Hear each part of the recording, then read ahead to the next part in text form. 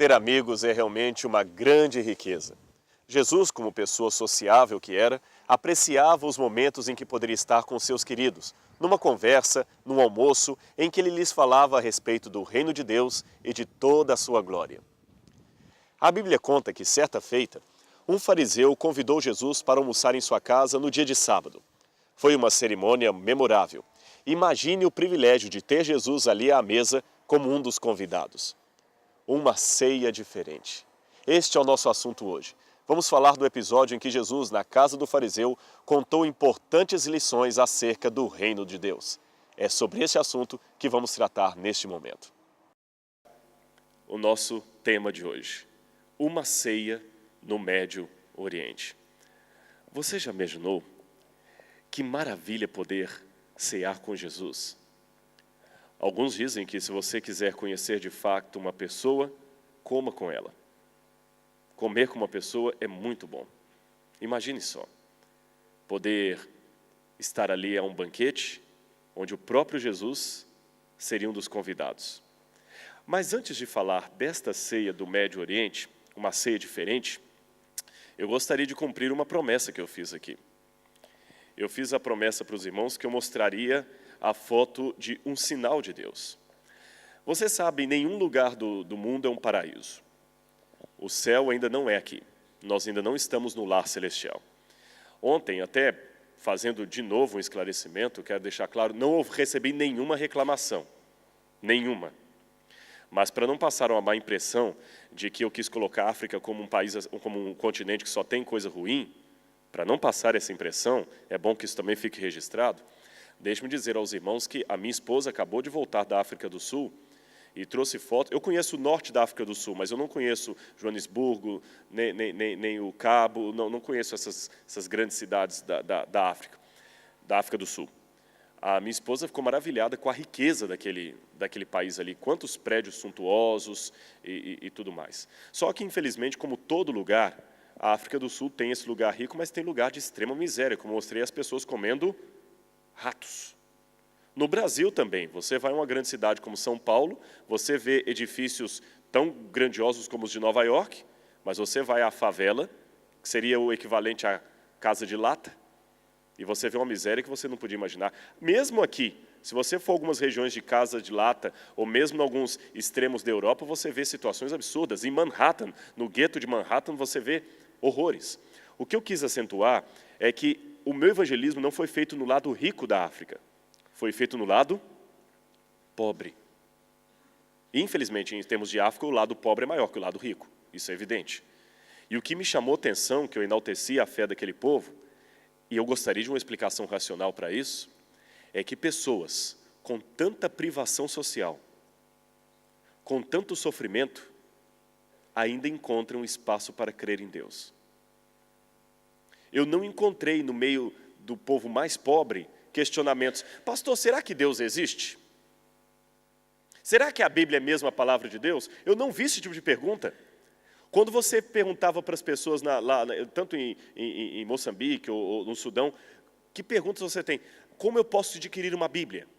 Eu não mencionei ontem, esqueci, daquele auditório que eu tinha, havia menos de 10 Bíblias ali. Menos de 10 Bíblias. Às vezes a gente prega no auditório aqui, muita gente não tem Bíblia porque não trouxe mesmo. Mas na casa dele tem umas 4 ou 5. Lá o pessoal não tinha e queria ter. Um pastor, eu lembro que nós levamos alguns livros de Ellen White, eu doei um para um pastor lá, o Patriarcas e Profetas. Ele pegou o livro, abraçou assim, nunca mais me esqueço dessa cena. Eu não vi um desse desde a época do seminário. Olha o carinho pelo livro. Eu não via um desses desde a época do seminário. E abraçou o livro com carinho. Viram aquela irmã pedindo, queremos Bíblia, inário, queremos grande conflito? É isso que eles querem. As perguntas que eles fazem é, pastor, Jesus está perto de voltar? Como eu posso adquirir uma Bíblia? Mesmo que for o Novo Testamento.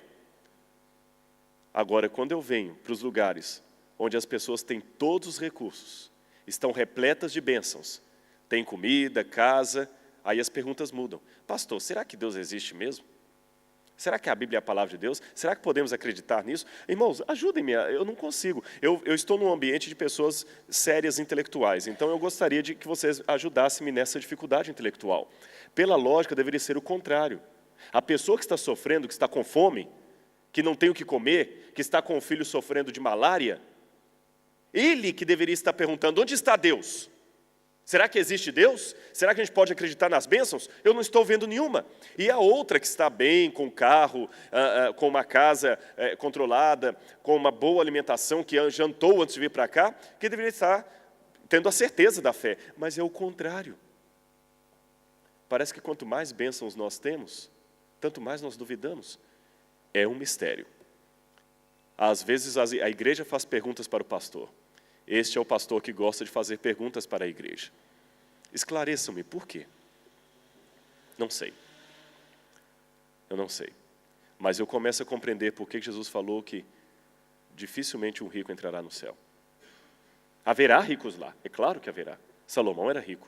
Eu não disse que os ricos não entrarão. Mas citando a Cristo, ele diz que é mais fácil passar um camelo por um fundo de uma agulha do que um rico entrar no reino dos céus. Não sei. No céu talvez eu entenderei. Mas eu sei uma coisa. Se nós sofrermos demais, nós não suportamos. Mas se nós sofrermos de menos, nós não sabemos quão mal é o mal. Então esta é a dinâmica do grande conflito. E apesar de eu não ser um masoquista, apesar de eu não gostar de sofrer, eu louvo a Deus por alguns sofrimentos da minha vida. Porque se não fosse algumas coisas que eu já passei e tenho passado, eu não teria sensibilidade para entender você. Um dia estávamos no NASP. Todo mundo estava muito angustiado com uma série de problemas que o colégio estava passando. Muitos problemas. De ordem moral, identidade, incerteza. Os funcionários e obreiros da instituição, àquela altura, não estavam muito felizes. A igreja estava fria, fraca. Parece que há momentos que uma mornidão, lembram do sermão de Laodiceia? Uma mornidão parece que se acentua sobre nós. E nós não estávamos muito alegres. Alguns até perguntaram, será que vale a pena continuar acreditando? Mas um grupo de pessoas começou a orar a Deus. Senhor, mostra que o teu poder ainda está conosco. Muitas pessoas não estão mais acreditando que o Senhor está à direção dessa igreja. Muitos movimentos dissidentes estavam surgindo no Brasil e continuam. Nós tínhamos todos os motivos para duvidar. Ou será que tínhamos mesmo? Ou será que estávamos com o exemplo que eu acabei de dar, cercados de bênçãos, num colégio repleto de alunos, com uma igreja grande e reclamando? Não sei. Eu sei que Deus teve misericórdia de nós. Pastor Ronaldo de Oliveira, que eu presumo seja do conhecimento de muitas pessoas aqui, ele trabalhou em Angola por muito tempo, foi missionário em Angola, uma experiência de vida interessante. A UNITA o prendeu, ele ficou na mão dos guerrilheiros durante vários meses, andando fugitivo. Ele trabalhou, acho que em outros países da África também. Depois voltou para o Brasil, mas eu sei que ele fez uma semana de oração aqui nesta igreja, pastor Ronaldo de Oliveira. Ele iria começar uma semana de oração no nosso colégio. E nós pedimos, Senhor, que essa semana de oração seja um reavivamento para a nossa alma. E as pessoas começaram a orar com fervor. E lembre-se de uma coisa, quando o povo de Deus ora, coisas acontecem. Senhor, mostre que o Senhor está aqui, mostre que o Senhor está aqui. Oraram um dia, 2 dias, alguns jejuaram.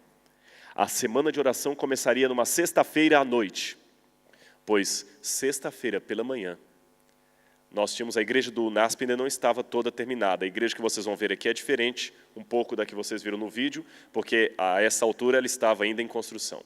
De repente, aparece um sinal no céu, e ele foi fotografado. Em cima da igreja, uma estranha nuvem em forma de cruz. E ficou em cima da igreja por muito tempo. Conseguem ver? Pena que a foto talvez não esteja com tanta nitidez. O professor Rui Schwantz, um dos professores de química da escola, correu, pegou uma câmera, tirou 2 fotos. Esta, aqui está, e bem em cima da igreja. Não havia nenhuma outra nuvem no céu, só aquela. E não é uma imagem do tipo, alguns veem, outros não veem. Está nítido. E uma segunda foto foi tirada, mais nítida. Por mais ou menos uns 10 minutos, de 10 a 15 minutos, e outra coisa curiosa, a nuvem nebulosa não fica tanto tempo assim o formato. Por mais ou menos uns 10 minutos a 15 minutos, ficou sozinha no céu essa nuvem em forma de cruz. E a semana de oração foi realmente uma bênção. E Deus trouxe um reavivamento para aquele colégio, inclusive para a minha vida em particular. Amém? Mas, infelizmente, quem quiser encontrar motivos para duvidar, vai tê-los. Uma pessoa, encontrando comigo pelos corredores, sabia que eu estava de sala em sala que eu dava aula, eu mencionava isso aí, porque alguns alunos não tinham visto, só tinham ouvido falar. E eu conseguia as fotos e mostrava, como estou mostrando, e um colega falou, Rodrigo, mas eu pensei que você era mais inteligente. Isso é só uma nuvem. Eu virei para ele e falei, olha, então vamos brincar de filosofia, vamos brincar de ceticismo, eu vou bancar o cético agora com você. Tá bom? Já que você não acredita, eu acredito que era um sinal de Deus, mas já que você não crê, colega obreiro, eu vou brincar o cético com você. Vocês dizem, lembrem-se, eu estou fazendo o papel do cético, que quando o povo de Israel andou pelo deserto, uma nuvem os acompanhou, não é isto?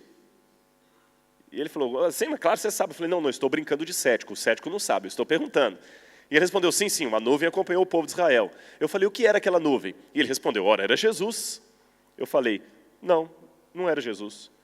Ele, você está me assustando. Eu falei, lembre-se, eu estou brincando de cético. Para mim não era nada, era uma nuvem qualquer. Não, mas era Jesus. Eu falei, por que era Jesus?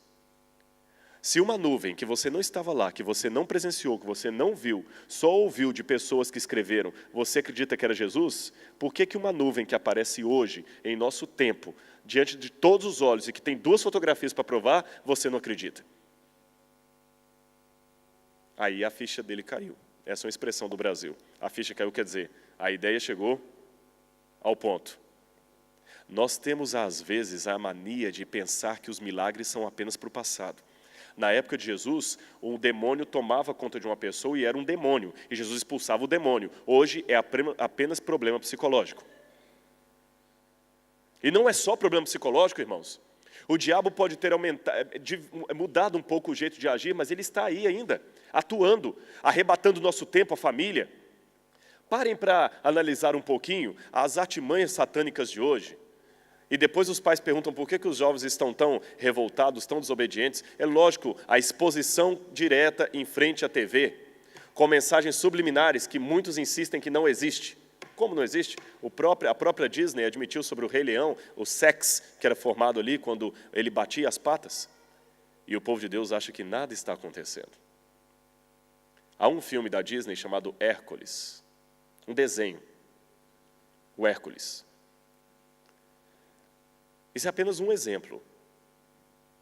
Numa determinada cena do Hércules, a pessoa que tirou isso me mostrou, e é nítido como essa cruz não é algo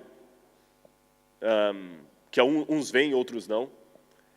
Há um determinado trecho em que o Hércules, é a mitologia grega, até aí tudo bem. Tinha que ter o Hades mesmo, o deus do submundo. Até aí tudo bem, a mitologia grega. Mas o Hades, personagem do desenho agora, não da mitologia, mas eu estou me referindo ao desenho, ele tem um pequeno demôniozinho que fica com ele o tempo todo. E ele vira para o demôniozinho e fala, do you know how to kill a God? Você sabe como matar um Deus? E ele abre as portas e vem uma cachoeira caindo. Essa cena passa muito rápida, mas se você congelar a foto aí, você vê a silhueta de um crucificado. E imediatamente após essa cena, o mesmo Hades, que em grego significa inferno, diz, eu queria conquistar o mundo, mas veio esse idiota e acabou com os meus planos. E quando ele fala idiota, acabou com os meus planos, ele abre os braços e umas labaredas de fogo surgem das costas dele. Aparentemente ele está se referindo ao Hércules. Mas as labaredas de fogo, se você congelar ali, formam o nome Jesus em inglês. Jesus. Irmãos, eu creio porque sou cético. Lembrem da minha frase? Creio porque sou cético. Sou cético para acreditar que tudo isso é mera coincidência. Que o artista não tinha nenhuma intenção quando colocou Jesus ali nas labaredas, ou que colocou a silhueta de um crucificado ali. Eu sou cético para acreditar que é só coincidência. Ou ele sabia o que estava fazendo, ou uma mente superior à dele estava imbuindo-o a fazer aquilo. Mas coincidência? Desculpem, eu sou professor de lógica, não tem como. É coincidência, não tem nada a ver. Cuidado, tem muito a ver.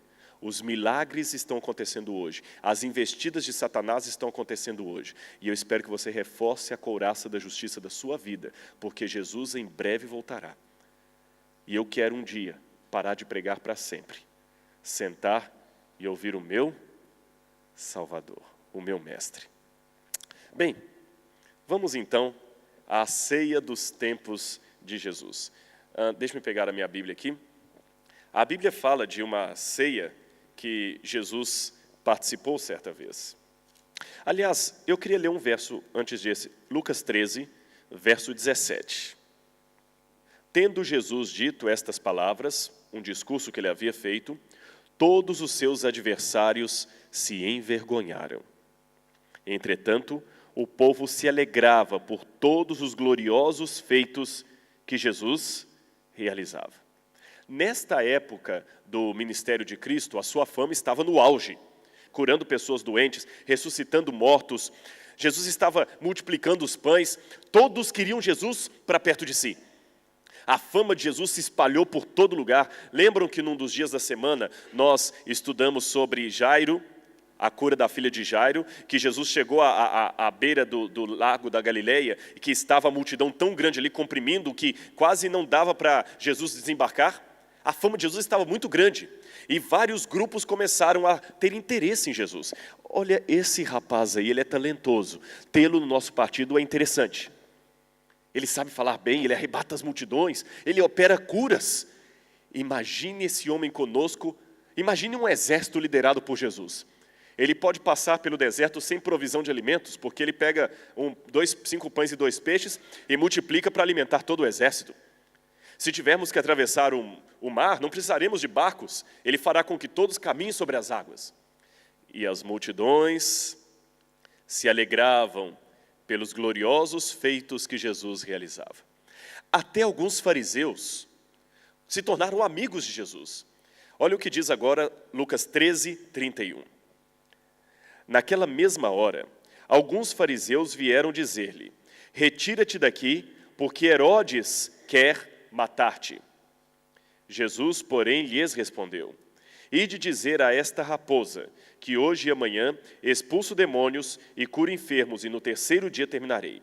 Importa, contudo, caminhar hoje, amanhã e depois, porque não se espera que um profeta morra fora de Jerusalém. De novo aqui, fariseus estavam alertando Jesus: olha, não desça para Jerusalém, e o contexto é claro, eles pareciam sinceros. Não desça para Jerusalém, porque Herodes está procurando acabar com sua vida. Jesus falou: não, fiquem tranquilos, aquela velha raposa, eu vou enfrentá-lo, não tenho medo dele. Continuando no capítulo 14, aconteceu que ao entrar Jesus num sábado, na casa de um dos principais fariseus, para comer o pão, eis que o estavam observando. Um dos principais fariseus chamou Jesus para almoçar dia de sábado na sua casa. Na verdade, não era um almoço perto do meio-dia. Os judeus tinham uma refeição entre as tardes, algo em torno das 3 horas. Esta expressão idiomática, entrou para comer o pão, significa uma pequena festa que ele realizou para Jesus, mesmo no sábado. Dentro das características do sábado, Jesus era o convidado de honra daquela casa. Ele preparou uma mesa, um banquete, e diz que as pessoas estavam observando Jesus. Eles olhavam cada coisa que Jesus fazia. Vamos ver como ele sai nessa situação. Vamos ver como Jesus age aqui. Vamos ver até que ponto é interessante tê-lo em nosso partido. Jesus sabia disso. E Jesus estava ali com eles. Na verdade, esses quadros que vocês estão vendo aí não ilustram muito bem como era uma refeição daqueles dias. Na verdade, a refeição era assim. As pessoas, elas ficavam deitadas nestas plataformas de madeira e comiam realmente estiradas no chão. Não era como nós imaginamos na cultura ocidental, Jesus sentado a uma cadeira, comendo em cima de uma mesa, como no quadro anterior, ou como na famosa pintura A Última Ceia, de Leonardo da Vinci. Era assim que eles comiam. Então, o mestre principal, o mestre de cerimônias, ou o chefe da casa, às vezes ficava aqui no centro, às vezes ficava num dos cantos. Então, ele era o primeiro a servir. Os empregados vinham, lavavam as mãos, os pés das pessoas, elas então começavam a comer, e todos comiam no mesmo prato. Eu tenho uma outra ilustração. Aqui então os convidados, os servos vinham trazendo a comida, e todos iam comendo. O chefe, se sentasse aqui ou no meio, ele partia o pão, dava primeiro lugar para os que estavam ao lado dele, e assim por diante eles iriam partindo o pão e comiam juntos ali. Note que esses homens estão deitados em cima da plataforma, enquanto o servo está aqui colocando mais água para lavar as mãos deles, alguma coisa assim. Lembrem que a Bíblia diz que na Santa Ceia, João, o discípulo amado, era descrito como aquele que reclinava a cabeça no seio de Jesus. Então vocês sabem por quê, porque eles ficavam deitados assim, João reclinava a cabeça ali. Já que eu falei da Santa Ceia, alguma coisa para ilustrar para os irmãos. Eles tinham o costume de colocar no meio uma tigela com vinho. Então, o mestre chegava, cortava o pão, o mestre de cerimônia sempre tinha um principal na mesa e dividia entre os convidados. Cada um pegava o seu pedaço de pão, molhava naquela tigela de vinho e levava até a boca e comia. Depois o outro chegava, molhava a sua fatia de pão na mesma tigela de vinho e comia. O terceiro molhava a sua fatia de pão na mesma tigela de vinho e comia. Pelas regras de etiqueta da época, não se podia comer em pé, era uma falta de educação muito grande. Em compensação, não havia problema nenhum em soltar arrotos depois do almoço. Como a cultura muda, né? Além disto, se uma pessoa estivesse colocando o pão dela na tigela, o outro não poderia colocar o pão dele. Ele tinha que esperar aquele que colocou tirar o pão, comer, e só depois ele colocaria. Se, enquanto alguém estivesse molhando o pão, um segundo chegasse e molhasse, esta era uma das mais graves faltas de educação a uma mesa. Era uma das piores gafes que se poderia cometer. Qual foi o sinal que Jesus deu de que um dos 12 iria traí-lo? Quando os discípulos perguntaram, mestre, quem haverá de trair-te? Ele respondeu, aquele que põe comigo a mão no prato. Então, quando Jesus molhou o pão ali, Judas chegou e colocou também. Sem querer, talvez não percebeu e acabou cometendo uma falta de educação tão grande que despertou a atenção dos discípulos e o sinal ficou claro. Ele era o traidor. Irmãos, eu tive a oportunidade, como falei com vocês, de participar de algumas refeições com beduínos no Oriente Médio, na Jordânia, em Israel, no Sudão, e até hoje eles têm essa prática. Foi uma situação meio estranha para mim como ocidental. Lá no meio do deserto, ele trazia a comida. Eu sou vegetariano, mas eu abri uma exceção durante esse período que eu fiquei no deserto, porque a gente só podia comer carne de carneiro, os beduínos também não comem carne de porco, carne de carneiro e pepino, e água muito racionada. Então, eu acho que não cometi pecado nenhum, eu sou vegetariano, continuo sendo, mas naqueles dias ali, não sou um fanático. Eu comia carne de carneiro, não passei mal e me dei muito bem, sem dificuldade nenhuma.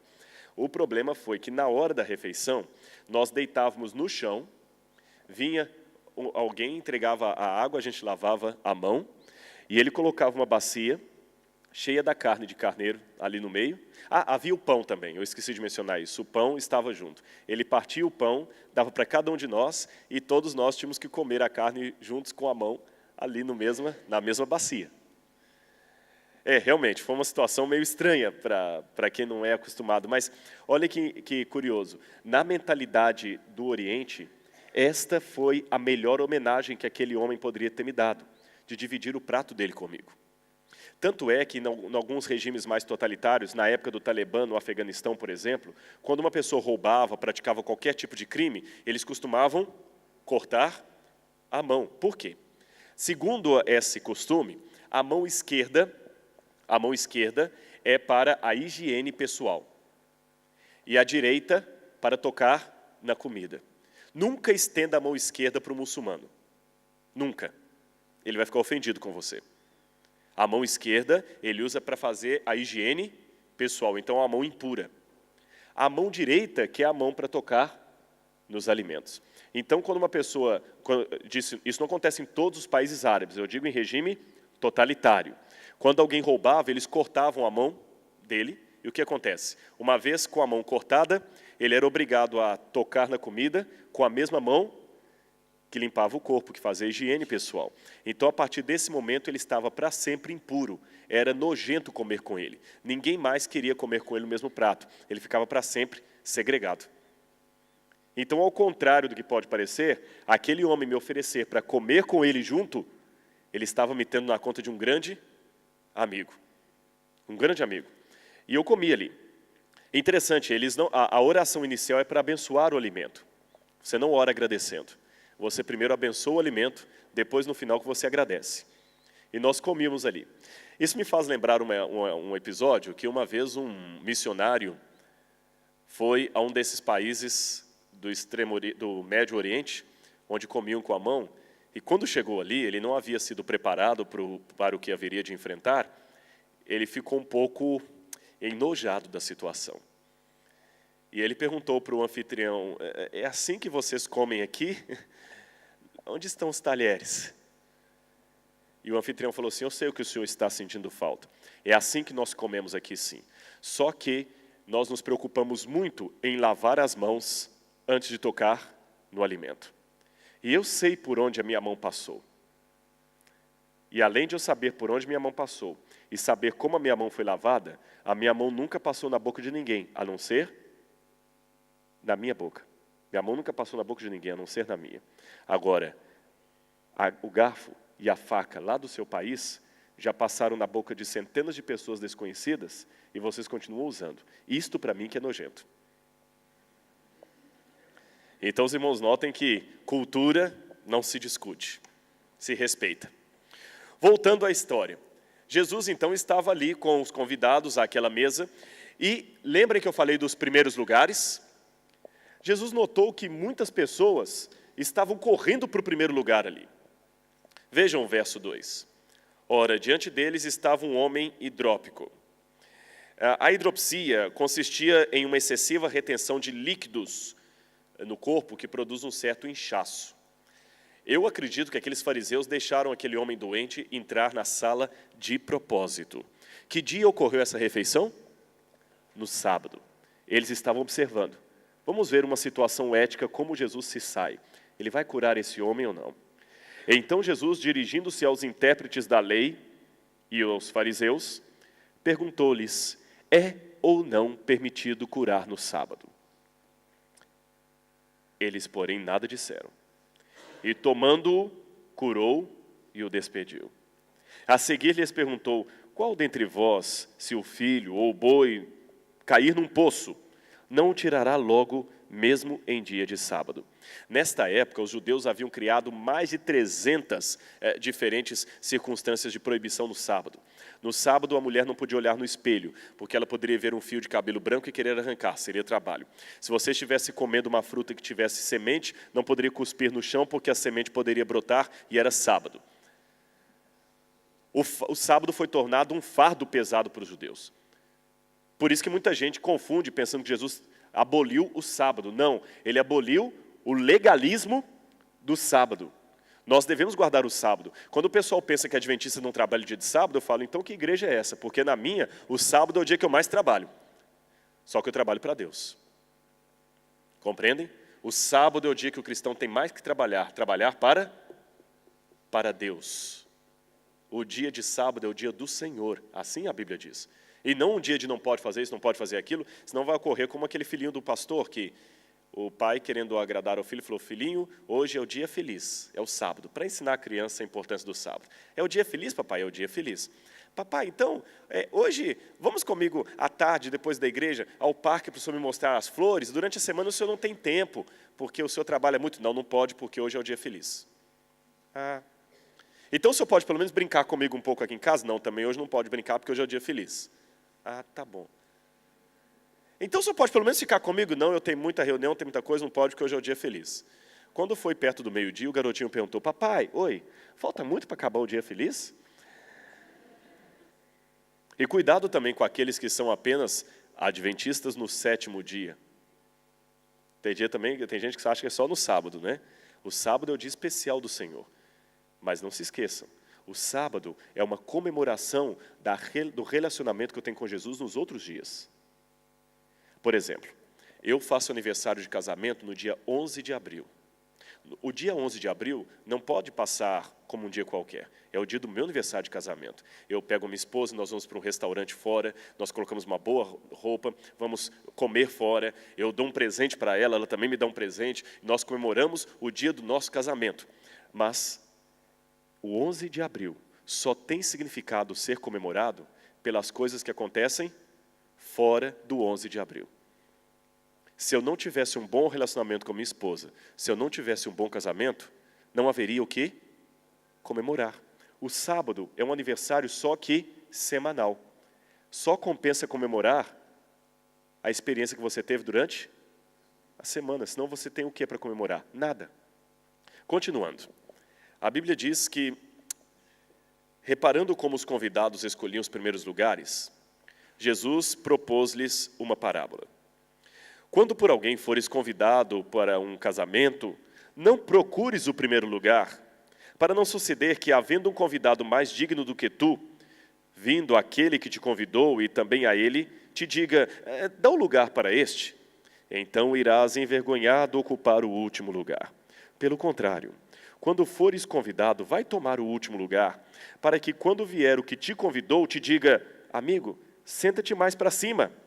Ser-te-á isto uma honra diante de todos os convivas, pois todo aquele que se exalta será humilhado, e o que se humilha será exaltado.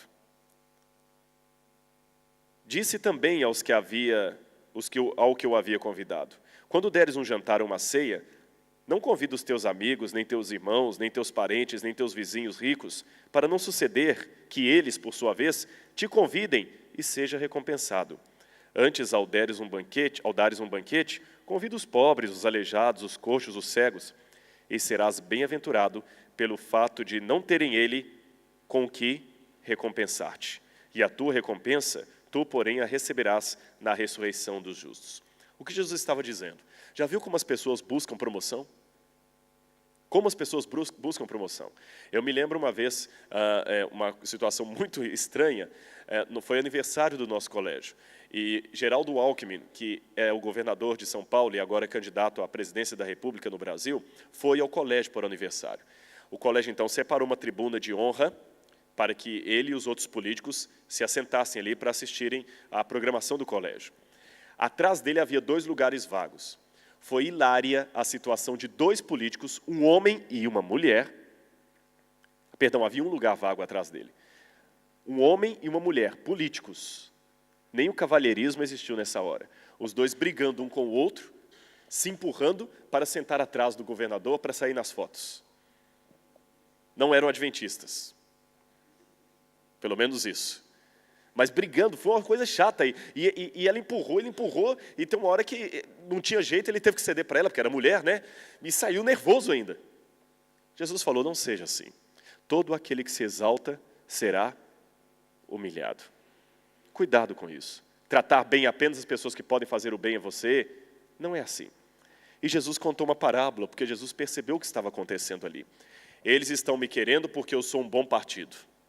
E quando eu deixar de ser?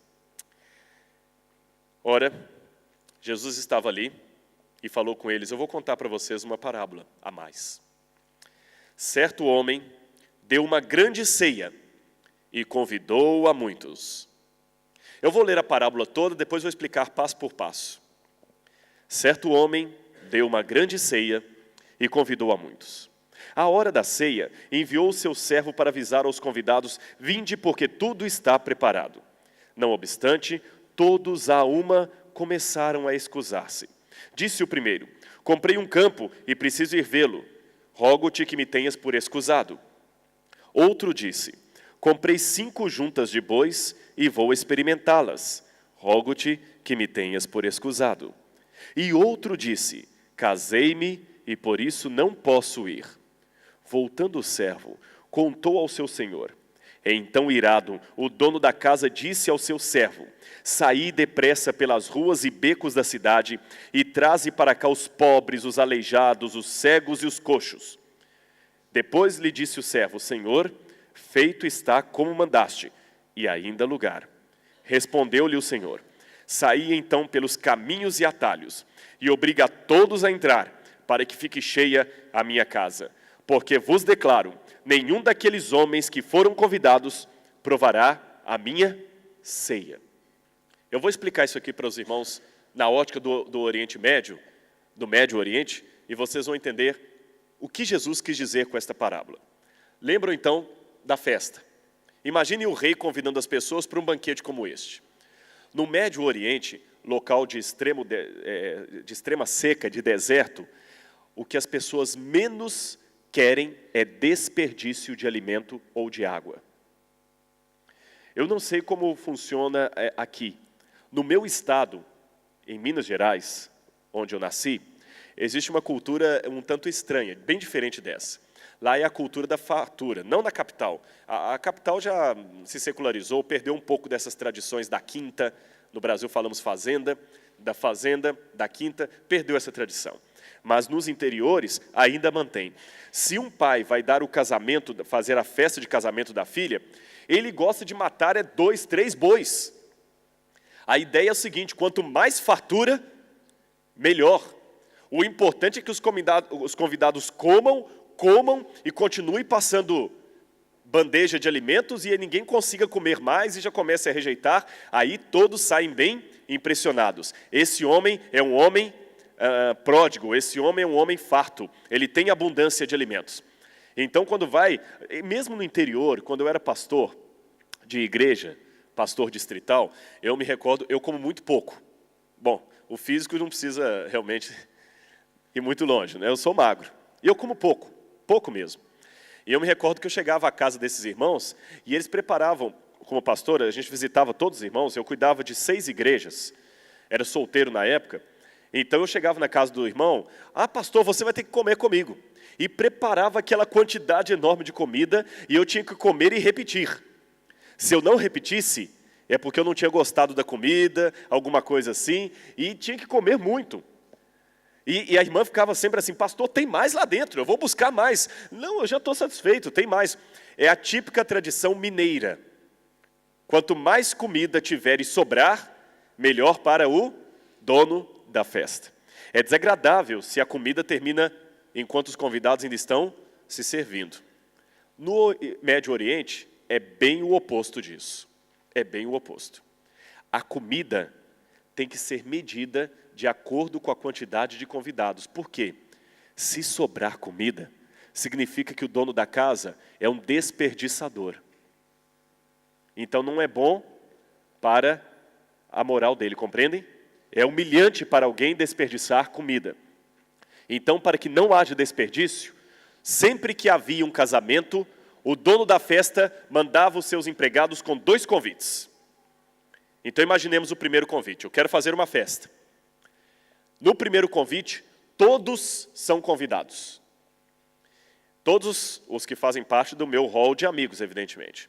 Então, o empregado sai com uma lista, perguntando: olha, vai ter uma festa lá do meu senhor. Você pode ir? Qual o nome do irmão? João? João. Posso ir sim. Então ele marca lá: senhor João, pode ir. Depois, qual o seu nome? Amélia. A Amélia diz que não pode ir, sente muito, não tem problema. Ele não coloca o nome da Amélia na lista. Ela falou que não pode ir, só colocou o nome do João. Aí ele continua passando. Qual o seu nome, irmão? José. O irmão José falou que pode ir, então ele anota José. Já temos dois, João e José. O da Amélia ele não anotou, ela falou que não pode ir. Seu nome? Marcos. O Marcos também disse que não pode ir, então ele não anota o nome do Marcos. E assim por diante. Então aqueles que falam que não podem ir, não tem problema, não é ofensivo. Não é obrigado a ir. Ele só anota o nome daqueles que falaram, eu vou. Com base no número daqueles que falaram, eu vou, o dono da festa preparava a quantidade de comida. Perceberam? Então não poderia agora aquele que disse eu não vou aparecer, e nem aquele que disse eu vou deixar de ir, se ausentar. Eu vou mostrar para vocês uma receita, caso algum dia você mude lá para o Afeganistão ou para a Jordânia e queira dar uma festa, não é isso? Eles preparavam o pão, aqui havia as frutas, a maneira bem artesanal de preparar pão, como se faz até hoje. Eles colocavam sal como tempero, preparavam toda a comida. Aqui é uma foto de 1910, de uma moça beduína preparando alimento, preparando pão no deserto. Os pratos, eu consegui trazer de Israel agora um prato do tempo de Cristo para colocar no nosso museu lá do Brasil. E aqui está a receita.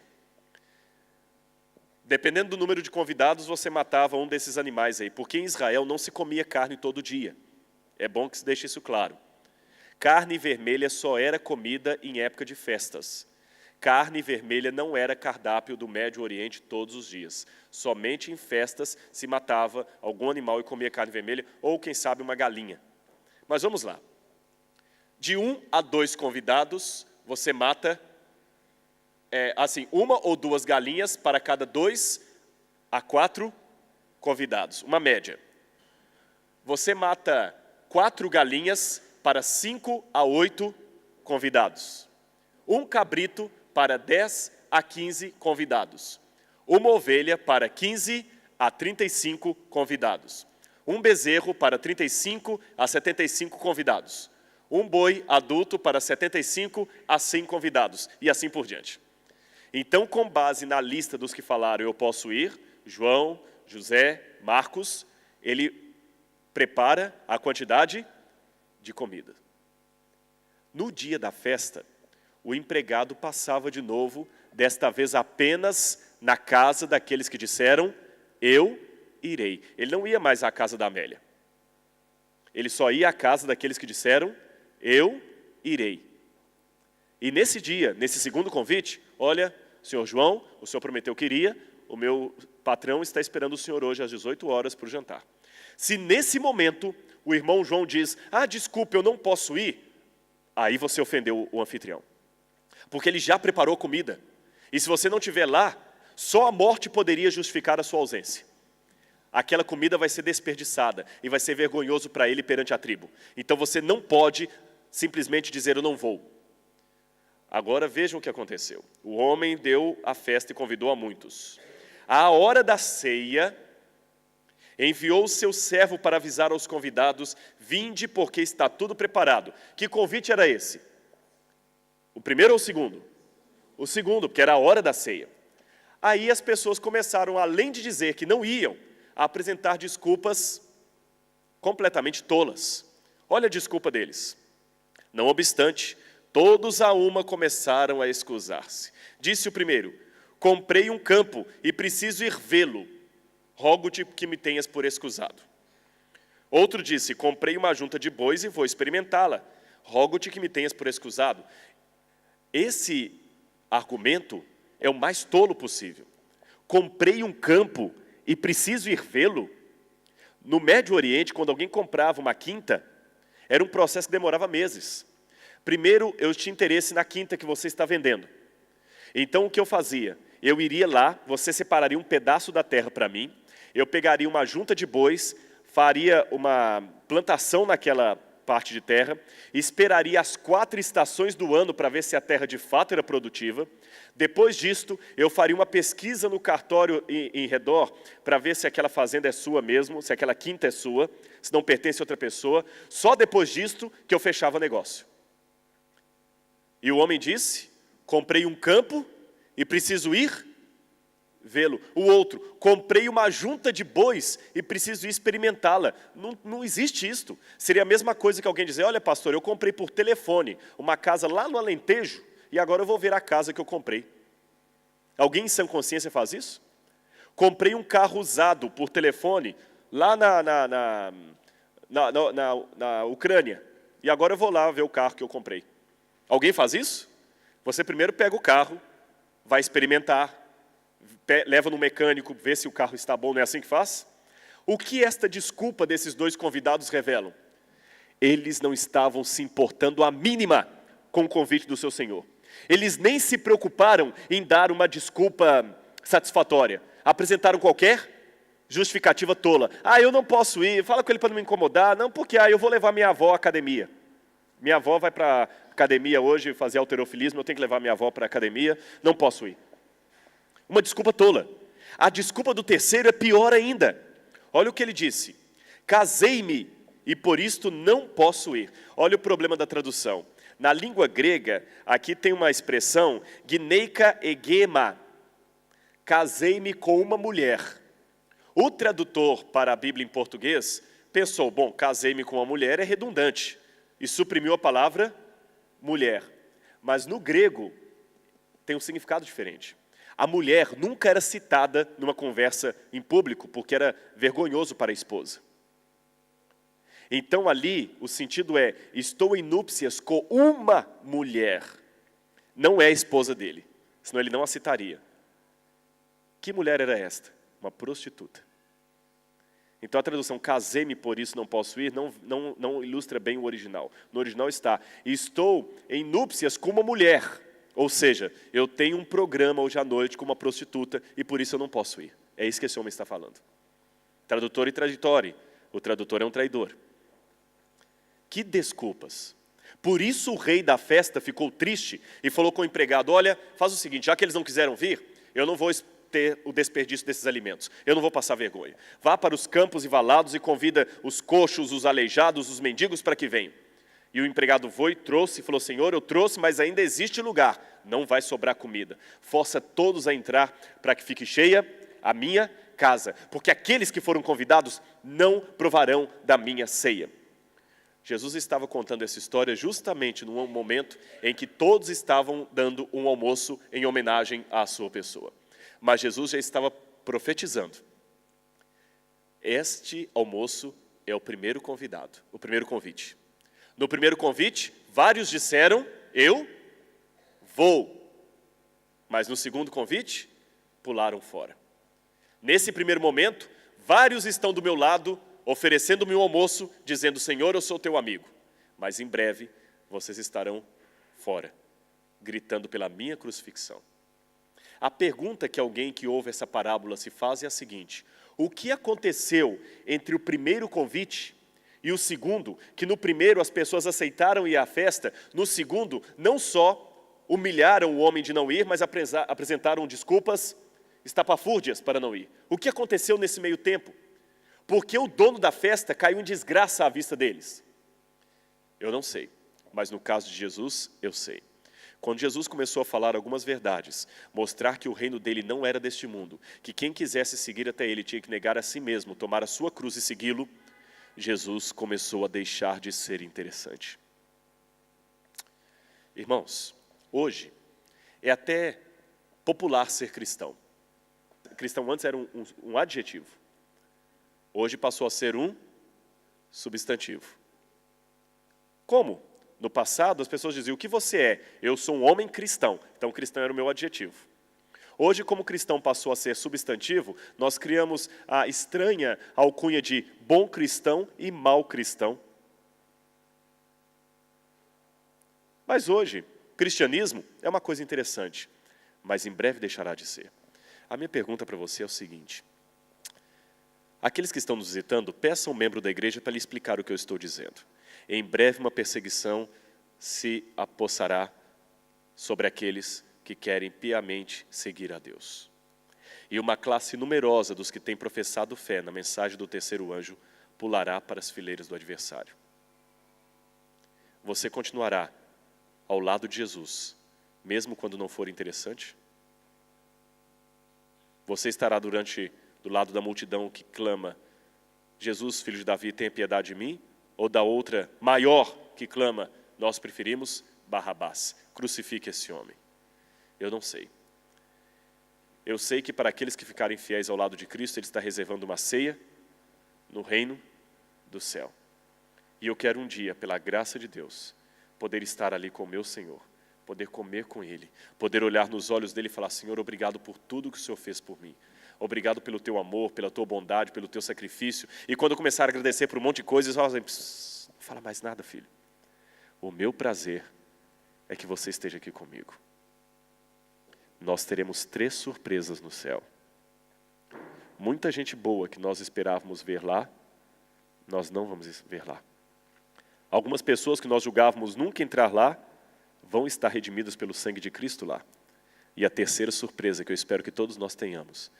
Senhor, que bom, que mesmo com tantas falhas, eu também estou aqui.